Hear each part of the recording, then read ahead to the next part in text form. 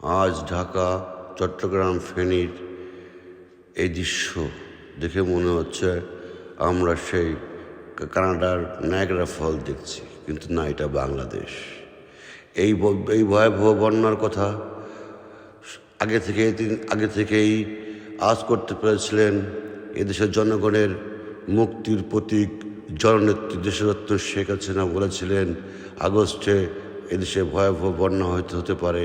তারই পূর্ব পরিকল্পনা অনুযায়ী তিনি সবাইকে সতর্ক ব্যবস্থা নেওয়ার নির্দেশ দিয়েছিলেন।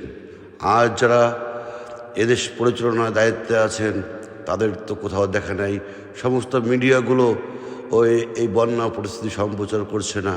আসলে এদেশের জনগণ কিন্তু এদেশের জনগণ বুঝে আপনি কি করবেন সেটাই আপনি আপনাকে পেতে হবে, সে কথাটা মনে রাখবেন। তাই উপদেষ্টাকে উদ্দেশ্য করে বলছি, আপনারা দেশের মেহনতি আবহাওয়ার জনগণের পাশে দাঁড়ান, বন্যা কবলিত মানুষের পাশে দাঁড়ান, সমস্ত দেশবাসী বন্যা কবলিত মানুষের পাশে দাঁড়ান। জয় বাংলা, জয় বঙ্গবন্ধু।